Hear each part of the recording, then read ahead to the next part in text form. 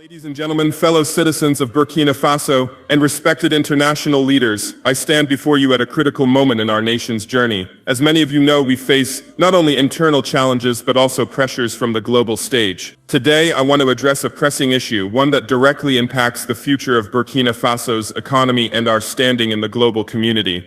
This afternoon, I made a direct call to U.S. President Donald Trump. The issue at hand is a looming 30% tariff on our exports to the United States, a measure that could severely affect our already fragile economy. Burkina Faso, like many developing nations, depends on trade partnerships that allow us to foster growth, create jobs, and expand opportunities for our people. The tariffs, if enacted, would undermine these efforts and potentially stall the progress we've made in key sectors like agriculture, mining, and textiles.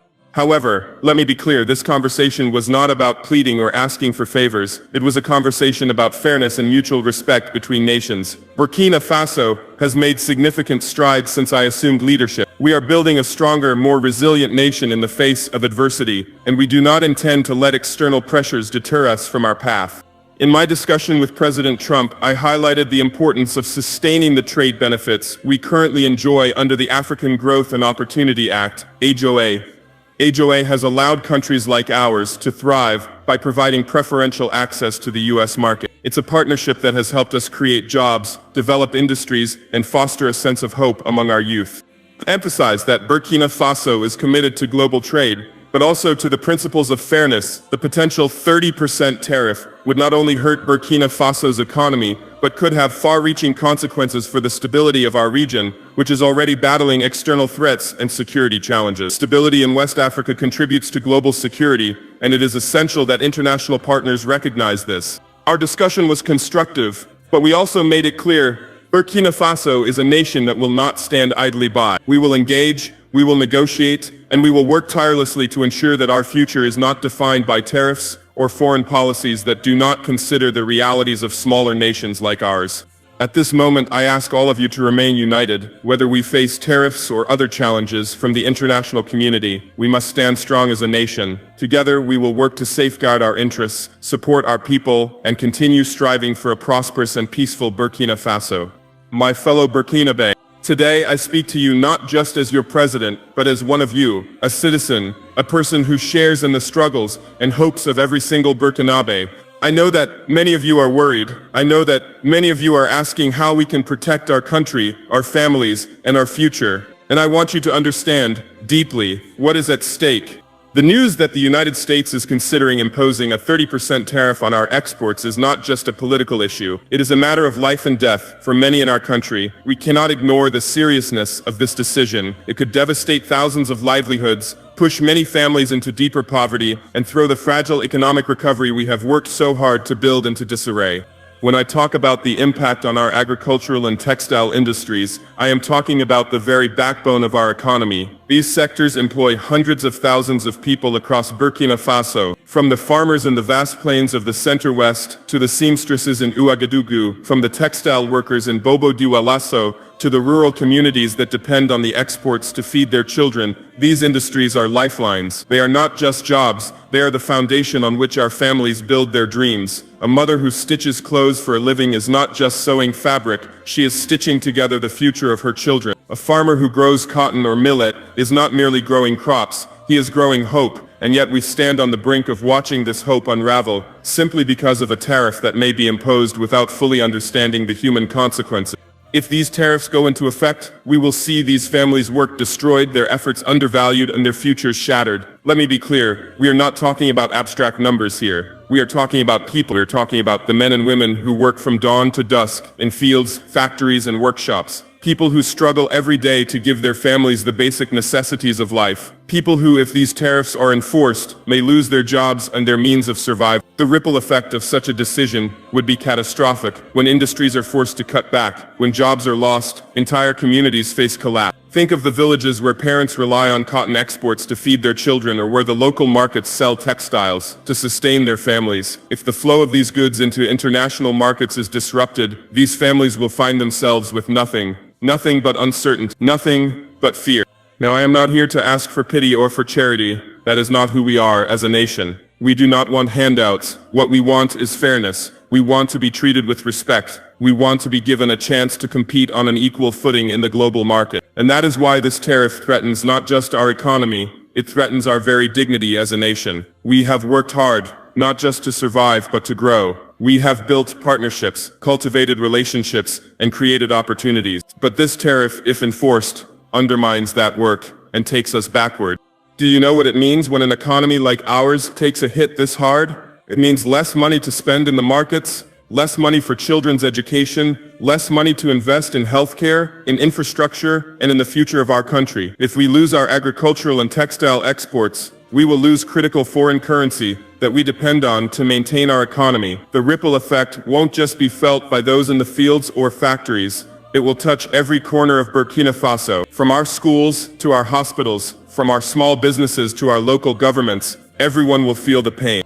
Let us not forget that Burkina Faso has always been a land of resilience. We have faced countless challenges, droughts, conflicts, and even health crises, but we have never backed down. We have always found a way to push forward, to fight for a better tomorrow, to build something greater than ourselves. And that is why I stand here today, not as someone who will let this decision destroy us, but as someone who will fight for every man and woman whose future is at risk. But we cannot fight alone. We need the international community to understand that when they impose tariffs or trade barriers on nations like ours, they are not just affecting economies, they are affecting human lives. The choice to impose a 30% tariff is not just a business decision for them, it is a life and death decision for us. We do not ask for special treatment. What we ask for is a chance to survive, to thrive, and to contribute meaningfully to the world economy, just as we always have. I promise you this, we will not allow these tariffs to go unchallenged. I will fight for every farmer, every worker, every family who stands to lose their livelihood. I will negotiate, I will advocate, and I will stand firm in defense of Burkina Faso's right to trade freely, to grow, and to prosper. And I ask you to stand with me. We must come together, not just as citizens of Burkina Faso, but as a nation united by our commitment to each other, to our future, and to the generations that will come after us. Yes, the threat of these tariffs is real, and yes, it is serious, but together we can face it with strength, with unity, and with the unwavering resolve that defines us as a people. This is a moment that will test us, but it will not break us. Together we will rise above this challenge as we have risen above so many others before. We will not let anyone take away our hope, our dignity, or our future. My fellow citizens, in these challenging times, it's important to remind ourselves of the values that have always guided us. Values of justice, fairness, and mutual respect. These values are not only at the heart of Burkina Faso's identity, but they are also fundamental to our approach to the world. We have worked relentlessly to build partnerships that are not based on dependence, but on the principles of equality and shared growth. We have reached out to the international community, not as beggars but as partners who are committed to progress, development, and the well-being of our people. One of the key tools that have allowed us to make strides in these areas is the African Growth and Opportunity Act, or AGOA. Through AGOA, Burkina Faso has gained access to a broader global market, a platform to export our goods without the heavy burden of tariffs. This has been more than just a trade agreement, it has been a lifeline, allowing us to grow, to diversify, and to reach new heights. We've seen the fruits of this partnership. Our agriculture sector has expanded, our textile industry has found new markets, and our people have been empowered to forge better lives for themselves and their families. But let me be clear about one thing. AGOA was never a favor to us. It was an opportunity that we have worked hard to deserve. We didn't receive AGOA because of charity or sympathy. We received it because we have proven ourselves as a nation committed to building a better future for our people. Through AGOA, we have met the expectations set before us. Expectations regarding democracy, governance, human rights, and economic responsibility. We've worked to create a climate where businesses can thrive, where people can find meaningful employment, and where our country can grow. And this is exactly the kind of partnership that Burkina Faso deserves. But today, that partnership is being threatened. The possibility of a 30% tariff on our exports to the United States looms over us like a dark cloud, casting a shadow over the work we've done, the progress we've made, and the hopes of our people. If these tariffs are imposed, they will not only harm our economy, they will destroy the very foundation of fairness that has allowed us to engage with the world on our own terms. They will undermine the principles of free and fair trade that we have worked so hard to build. We have always believed in the importance of fairness. Fairness is the cornerstone of any meaningful relationship, whether between individuals, nations, or peoples. We do not expect special treatment, nor do we seek to take advantage of others. What we seek is equality, a level playing field where we too can compete and succeed based on our own merit. Lovely viewers, welcome to AMF4 TV. My name is Richard Che. I hope you are fine. Okay, we are talking about how African leaders has to be united by this an influential leader, Burkina Faso President Ibrahim Traoré. There is a video on social media, especially on our handles, that we have to share to you for you people to comment on it, on how statements he has been making all these days. We keep on updating you on this issue, but don't forget to subscribe to our YouTube channel for more of this video as well as similar videos like this. Let's listen to whatever he said and on social media to see, and then also don't forget to comment when you watch this video. Kindly also not forget to subscribe to our YouTube channel, share this video for people to also watch and like us. Merits. If we are given the same opportunities as others, we will show the world what Burkina Faso is capable of. We will prove that our people, our industries, and our country have the capacity to thrive in the global economy. But that cannot happen if we are held back by unjust tariffs, trade barriers, or policies that do not reflect the reality of our efforts. This tariff threatens to shut the doors that we've worked so hard to open. It will impose unfair costs on our producers, pushing them out of vital markets, and ultimately depriving our people of the very opportunities that they've earned. Some may argue that tariffs are simply a matter of national interests, that they are necessary to protect certain economies. But we must ask, where is the fairness in that? How can we, a small nation striving to overcome our challenges, compete when we are subjected to policies that ignore our hard-earned progress? How can we stand shoulder to shoulder with the world when the playing field is tilted against us? The tariffs that threaten our economy are not just a trade issue, they are a moral issue. They speak to whether we as a nation are valued equally in the eyes of the world. They ask whether our contribution to the global community matters, whether the work of the Burkina Faso people is deserving of respect. And let me tell you, we have worked too hard, we have sacrificed too much, to let this moment pass without standing up for what is right. We are not asking for charity, we are not asking for handouts or special favors. What we are asking for is simple fairness, a fair chance to compete, to grow, and to contribute. We are asking for the opportunity to export our goods, to strengthen our industries, and to provide for our families without being penalized by policies that disproportionately impact small nations like ours. The imposition of these tariffs will not only harm our economy, but it will also harm the people who have already struggled so much to get where they are today. Think of the farmers who have worked tirelessly in the fields to produce the cotton that our textile industries rely on. Think of the workers in Ouagadougou and Bobo Dioulasso who spend long hours stitching garments to send abroad. These men and women have built their lives, their futures, and their communities on the promise that they could trade freely with the world. Now that promise is being threatened by an unjust policy that risks undoing all the progress we've made. And so we say to the international community, especially to our partners in the United States, we ask not for sympathy but for respect. Respect for the hard work of the Burkina Faso people, respect for the progress we've made, and most importantly, respect for the principle of fairness that should govern all our interactions in the global marketplace. We are not looking to take from anyone, we are looking to contribute. We are looking to build a future for ourselves and for our children, a future that is bright, prosperous, and secure. And we are prepared to continue working, to continue building, and to continue striving for the betterment of our nation. But that work cannot be done in isolation. We need the world to recognize the value of our efforts, to see us as equal partners, and to ensure that our path forward is not hindered by unfair trade practices.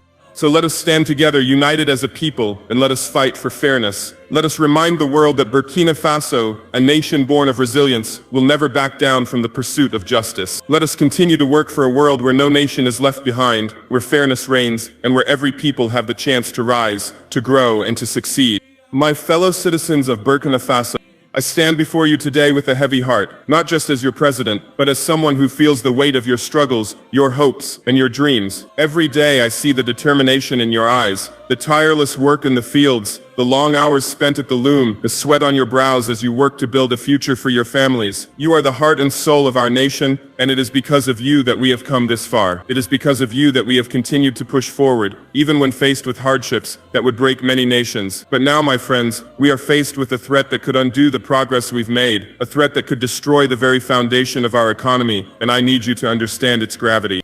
the United States is considering imposing a 30% tariff on our goods. Now let me be very clear, this is not just a simple matter of numbers on a spreadsheet. This decision is about real people, people just like you, people who work every day to provide for their families, people who depend on the industries that these tariffs will affect. A significant portion of our agricultural and textile exports go to the United States, and if these tariffs are imposed, it will have devastating consequences for our country. For many of you, the fields you work in, the cotton you grow, the millet you harvest, these are not just crops, they are your livelihood.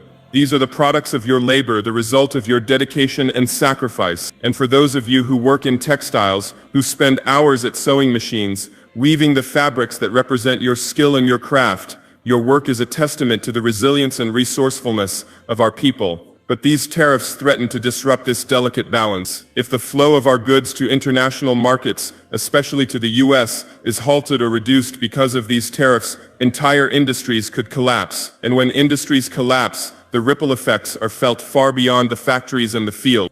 Let me put it in simple terms for you. If these tariffs are enforced, thousands of jobs will be lost. Jobs that feed families, jobs that educate children, jobs that provide for your homes, jobs that offer a glimpse of hope in a world that is often filled with challenges. The textile workers in Ouagadougou, the cotton farmers in the Center West, the weavers and artisans who have worked for generations to perfect their craft, they will be the first to feel the pain. But it won't stop there. These tariffs will affect every one of us. The impact will be felt across the country, from the smallest village to the largest city. When people lose their jobs, they lose their ability to buy food, to pay for healthcare, to send their children to school. And when families lose their income, the fabric of our society begins to tear apart. We cannot allow this to happen. We cannot allow our people to suffer for a decision that was made without fully understanding the consequences. These tariffs are not just an economic penalty, they are an attack on our very way of life. They threaten the stability of our nation, the stability of our communities, and the security of our children's future. I am not exaggerating when I say that this decision, if it goes through, could set us back decades. It could reverse the progress we have made and throw our people into even greater hardship. And yet, this is not just about economics, this is about justice. This is about fairness. I want to remind the world, and especially our friends in the United States, that Burkina Faso is not a nation that is asking for charity. We do not seek handouts, nor do we want to be treated as a lesser nation. We are a proud people, a people who have worked tirelessly to build our industries, to create jobs, and to provide for our families. Welcome back. I hope you watched the video, and I hope you've taken note of whatever statements he made in the video. Kindly not to forget to also subscribe, also comment on the video to see your ideas on what Ibrahim Traore is doing, how he's influencing African countries to also unite them for development. AMF4 TV has a lot of pack as this issue is concerned. We will always update you on this issue because AMF4 TV is an entertainment, political and social network TV. Kindly not to forget to subscribe to our YouTube channel for more of these videos as well as other entertaining videos. My name is Richard Che.